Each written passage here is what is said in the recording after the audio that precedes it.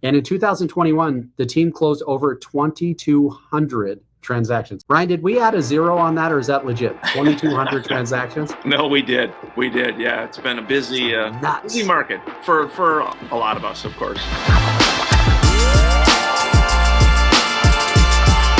What's up, everybody? It's Joe Herrera coming live from Las Vegas, Nevada. I am super excited for this week's guest on our Team Leader Academy podcast.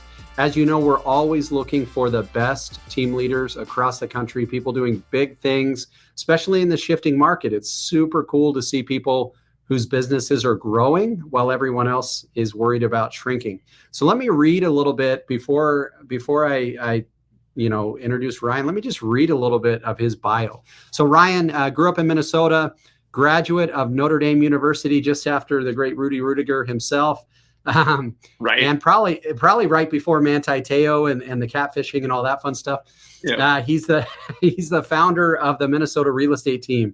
Ryan began his real estate career in 2003, sold himself for about 10 years, and now is currently working as the team's broker and sales manager.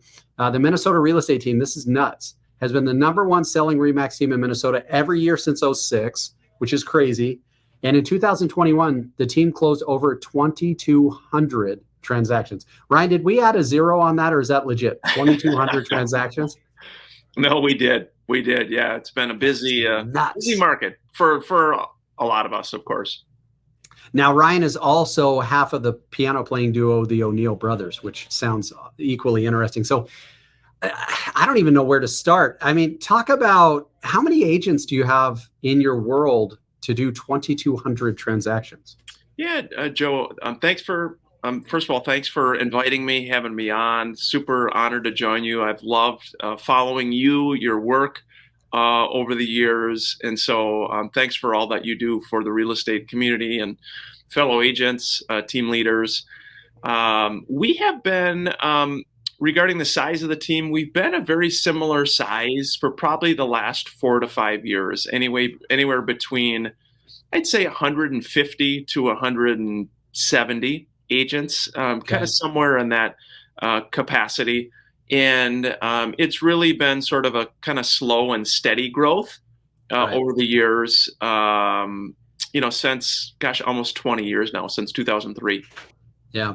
I mean, I don't know if you know Brett Tanner. He's a Keller Williams guy. Taylor and I, so Brett and Jason Abrams and Brian Gubernick used to run Matrix Coaching. Brett kind of went out on his own.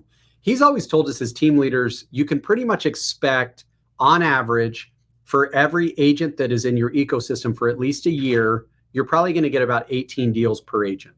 It seems like you guys are trending probably around that number. Does that sound right to you? Yeah, I mean, I think that could be high, just based upon what I've seen or experienced, especially the last few years. A lot of people have gotten into real estate from different careers, after the pandemic, kind of reevaluating life and what they want to do. And so, I mean, a lot of people, getting into the business. And I think what some of the agents have determined is that it's a hard job. Yeah. It is a job. It requires effort. It requires a business plan. It requires a strong why. Yeah. And I think that the good thing about real estate is there's so much independence. The bad thing about real estate is there's so much independence. Without a strong enough why that gets you out of bed, this job is incredibly difficult. And that's why, again, I think, those are some great numbers. And I think definitely we've seen new agents and agents who can hit those numbers. But it's a lot of people that have been kind of getting into the industry here. Yeah. So you got, why real estate? I mean, as a Notre Dame graduate, I'm sure the world was your oyster. Like, what did you graduate degree wise? Yeah. It's interesting. I spent a year in Austria, in college. One of my older brothers did too. And, so I ended up getting a German major of all things. And I'm the youngest of 6, and my next oldest brother, Tim, is a kind of a lifelong musician, and we both had really wanted to sort of continue pursuing our music and playing the piano and trying to find a way to kind of make a living doing that. And I would say both of our parents, our mom is still living. She's 85. Dad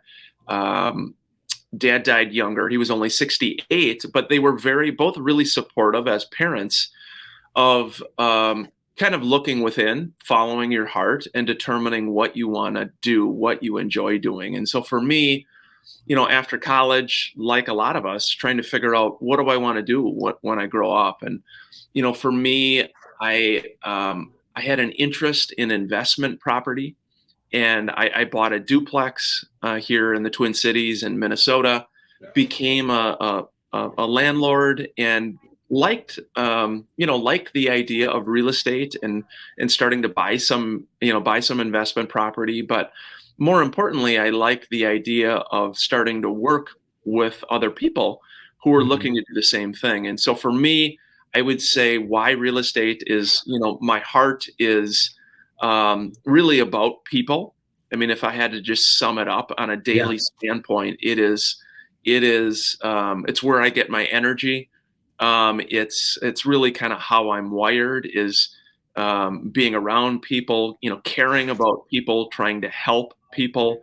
So to me, it's interesting. It's less about what I do and more about kind of how I do it, if you will.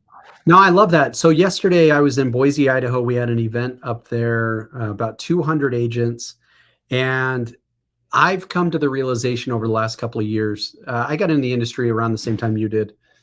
I thought my job was the sales of and like acquisition, liquidation of properties. What I've come to realize is our world is 100% people work. Yeah. 100%. It's people work in leading agents. It's people work in collaboration with title companies, mortgage lenders, inspectors, whatever it is.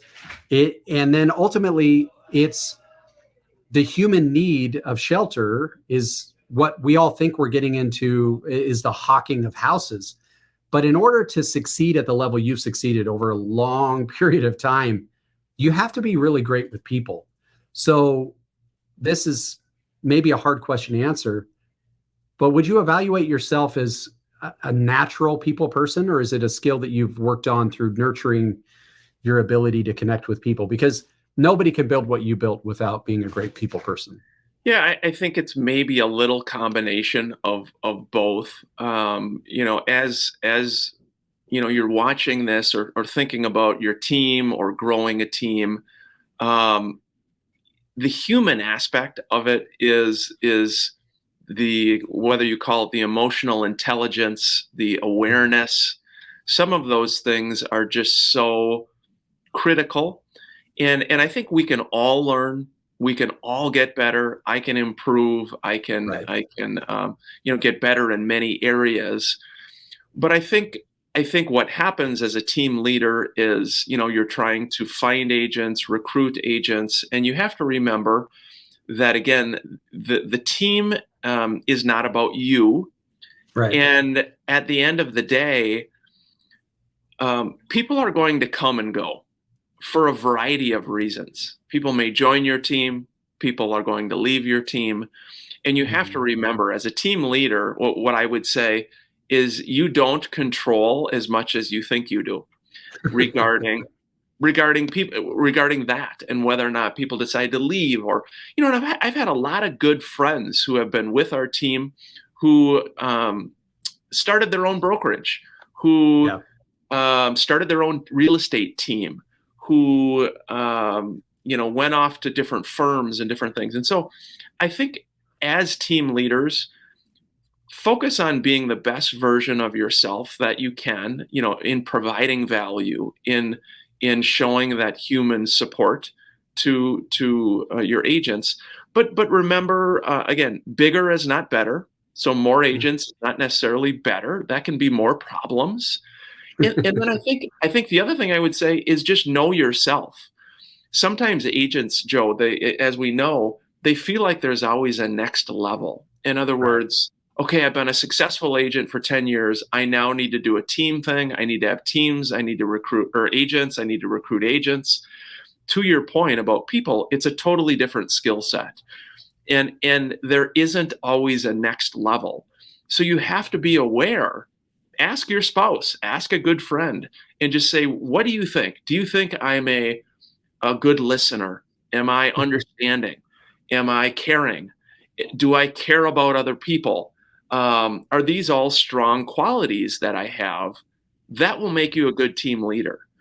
If Mm. you are not strong in those areas, maybe you're a really motivated salesperson. And you grind it out and you do a lot of business. It doesn't mean you have to become a team leader. So I know I'm kind of rambling on a variety of topics, but I think your point about the human element, more than anything with this job, that's what I challenge our agents on daily, is that connection with customers, friends, family, neighbors, past clients, leads, you name it. Figuring out a way to build relationships with people, that is the art of real estate sales.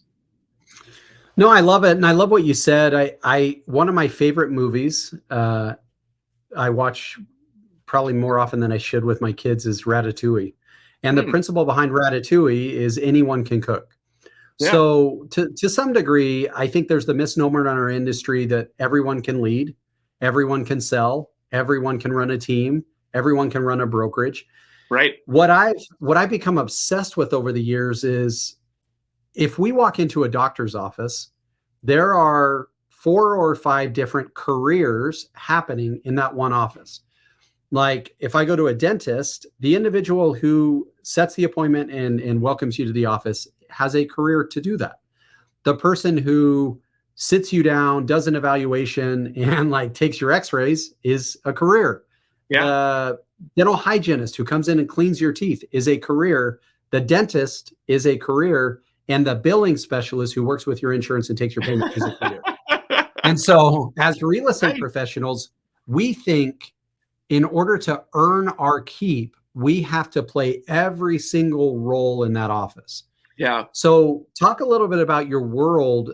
Somebody who runs an operation of your size would have multiple people with different skill sets doing different things. So, from a 30,000-foot view, the makeup of your team, obviously, there's the agents.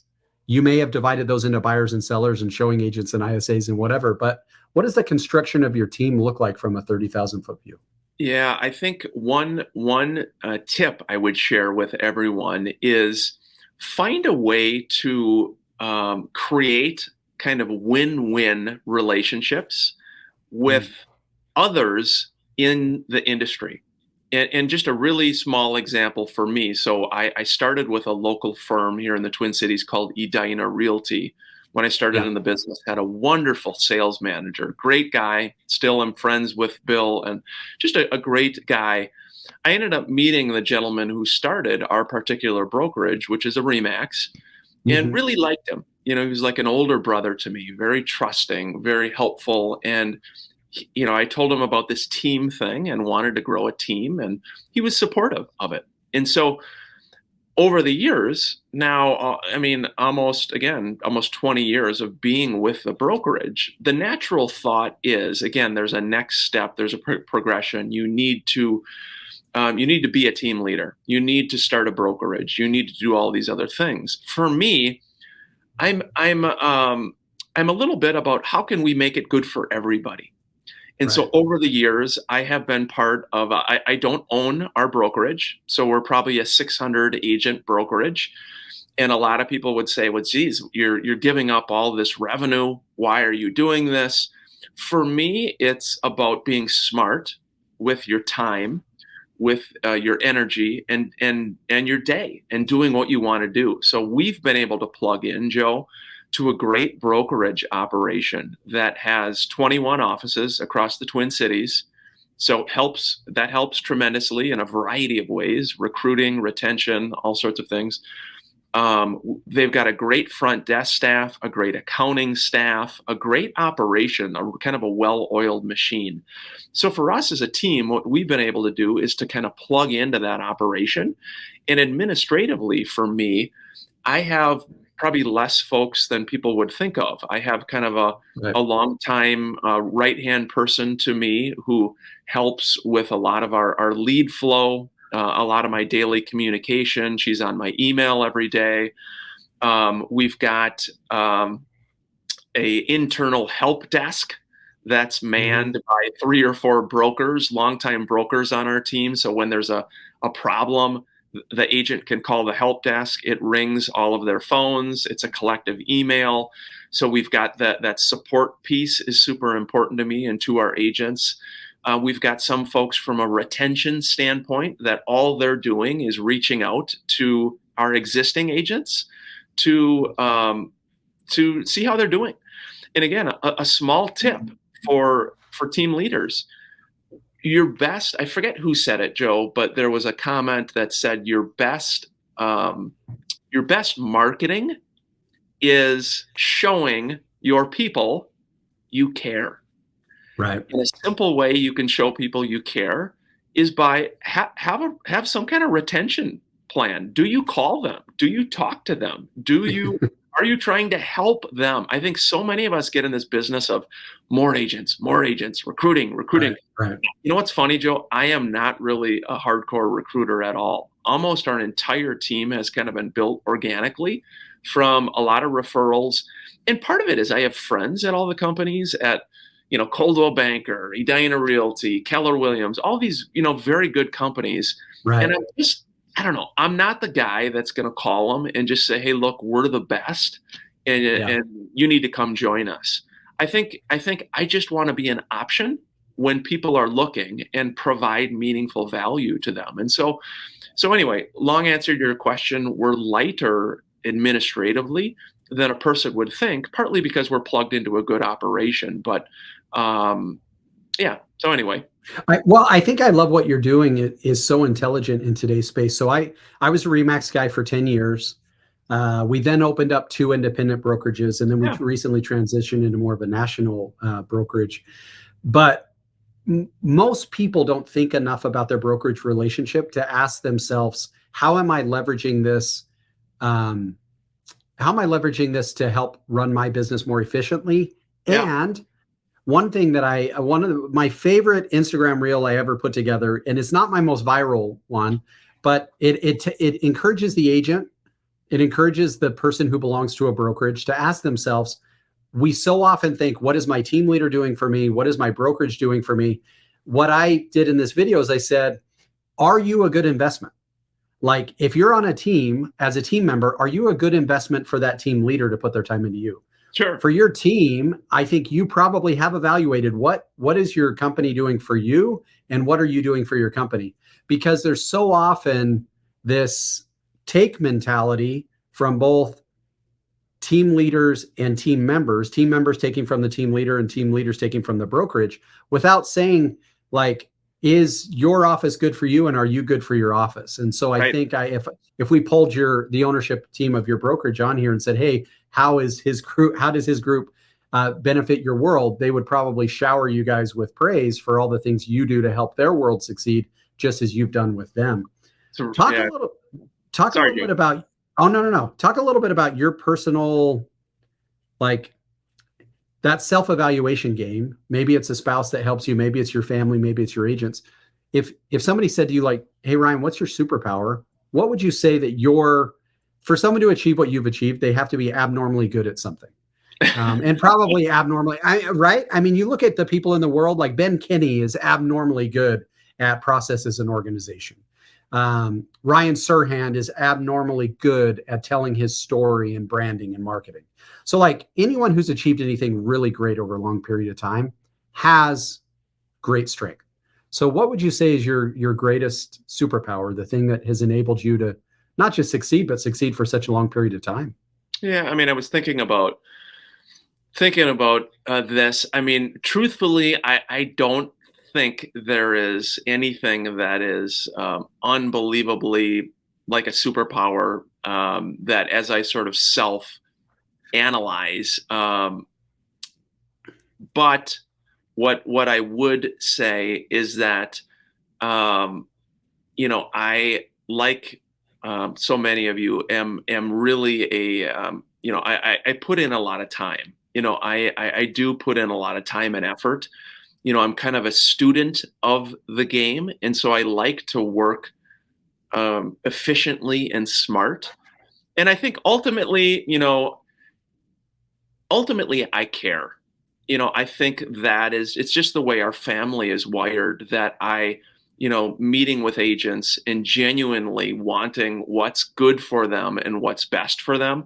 It's funny, Mm. Joe, 'cause my mind really doesn't work in a financial sense so much. In other words, when I made the switch from full-time selling to doing the team thing, I didn't really think about, wow, how is this going to work out money-wise and different things. It was more about, again, trying to know your why, looking within and saying, look, Mhm. where do I get my daily satisfaction and meaning from? Because I think when Right. you do that as a person, the money follows. And that's partly where, for me, that is what really motivates me daily, is just trying to be there for our existing people and caring and doing my best, whatever it is, to help them on a personal level, on a financial level, on a human level. That, especially in today's world, I think a lot of that is missing right now. And sometimes teams or brokerages can sort of treat the human as a commodity, Right. and as a result, the just on a basic retention level, people don't stay. And so I Right. think one of the reasons we've had really good retention is that I think our agents know that I do care and that I want it to be good financially for them. I want to be able to look at them 5 years, 10 years from now, run into them, and they feel good about how I tried to positively impact them. So very simple, very basic, but I would say maybe a combination of those things. So let me make a suggestion. I believe Yes, I I'm believe that always open, by the way. I believe your superpower is a combination of two things. Um, I think diagnosing this from the outside, I would say you're abnormally humble for someone who achieves what you achieve. Like, I think humility is probably part of it, which humility, um, in my experience, can happen in two ways. People are either humbled by their circumstances, or they of their nature are humble people. So I think you're a humble leader, which is awesome. Phil M. Jones wrote the book Exactly What to Say, and I recently got certified in his program because I'm trying to become a better communicator. But one Hmm. of the things he said, and I don't remember who he quoted, he didn't create it, but he quoted it, is the definition of empathy. And so I think your greatest superpower, in my opinion, is empathy, meaning you care about the things the people you care about care about. Right. So for anyone listening, let me repeat that. Empathy is caring about the things the people you care about care about. And that is a superpower. Like, that is a gift, because so often in our world, and you've pointed this out, people think of humans as a commodity. And when they're running a team or a brokerage, the agents at that brokerage then become that commodity. To be able to emotionally get to a level with your agents to where you are actually concerned with the things they're concerned about, you're excited about the things they're excited about, you succeed when they succeed. Like, I think that is a very underrated superpower. Like, I think it's a very underrated skill and gift, which in my opinion, I think you possess, which is rad. People, so often in real estate, it's a relationship based on two things: time and need. Like, if I need you for a short period of time, we'll have a relationship. I think Right. that people who have long lasting success are the type of people who, regardless of time, regardless of need, are more interested in the human element of connecting. So I think that's rad. Well, we've got a few minutes left, Ryan. Let me ask you this: what Thank are you, you by the most way. Thank concerned? you. Oh yeah, no problem. What are you most concerned about? Like, what keeps you up at night? What's your either your weakness, your team's weakness? Like, if you're sitting there at night and your wife's like, "Sweetheart, go to sleep," and you're like, "Well, like, I'm just, my brain won't stop." What keeps you up at night? It's funny, the earlier years of the team, I used to be more concerned and more worried about, agents leaving, or the unpredictability of running a team. And over time, I've just learned that people are going to do what they're going to do. And you don't have as much control as the broker, as the team leader, as you may think. And Right. so it's surprising, Joe. I mean, I have become much more just at peace with what happens if someone leaves, wishing them well, congratulating them, trying to learn from it. Try to learn from it. The natural thing to do is to be pissed, to be upset, you're hurt. Hey, I get it. I'm human. I understand it. There's been plenty of situations, but I just think how you react to those situations can tell can just show more about you on a human level, and just from a strictly business standpoint, it can help you. I've had plenty of people leave, plenty of people do different things, and they decide to come back for a variety of reasons. So I think as a team leader, what I would say is focus on what you can control: your attitude, your daily effort, how you treat people every day, your intelligence you're bringing to the job. Part of it is, as real estate agents, we just get in this grind, go, go, go, go, go, go, go, go. We never slow down and think about, to your point about the doctor or the dentist's office, am I working smart? Am I efficient? Am I set up correctly? Does this make sense to be doing what I'm doing right now? And I think that is part of the art form of this business, that you have to slow down. Don't be afraid to spend some money. On a human resource standpoint, I would say the number one thing you can spend as a team leader is on getting help, human resource help, good people that can help you with any and all things that you do. Don't be afraid to spend money in that area, because it will come back to you 30 times over when you find and retain good people. And so that's something that I'm just a huge believer in that. Well, Ryan, how can people connect with you? Are you an Instagram guy? Are you a Facebook guy? Yeah, Are you an email guy? Yeah, probably more so Facebook. You can find me on Facebook or on Instagram too. One thing I would say is, if you're watching this, you are thinking about a team, you are a current team leader, please don't hesitate to reach out to me. I'm always happy to give back wherever you may be at in the process. There's no agenda for me from that standpoint. I do enjoy working with other aspiring team leaders, current team leaders, just in any way to give back. You're struggling with something, but please don't hesitate to reach out. Joe, I love the work you do. Since day one, I'm like, who's this Joe Herrera?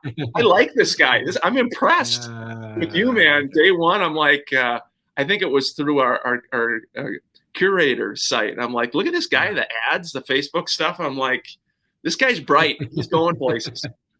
Well, I appreciate it. Thank you. The feelings mutual, and collaboration. There's enough competition in our industry. You know what I mean? And there's everybody's building islands and walls, and I've just become obsessed with collaboration and bridge building, and realizing that collectively, the individuals who collaborate and share ideas and thoughts at a really high level are the ones that are going to succeed, regardless what the market does. Right. Scarcity mindset in a scarce real estate economy is a recipe for disaster. So I'm grateful for your willingness to hop on, grateful for what you're doing, and excited to keep growing. Yeah, stay positive, stay hopeful, fellow agents, team leaders. The market's going to be fine. We're going to get through it. I know it's a challenging time, but through your daily effort, positive attitude, I've seen every kind of market. We're going to get through it. Love it. Thanks, buddy.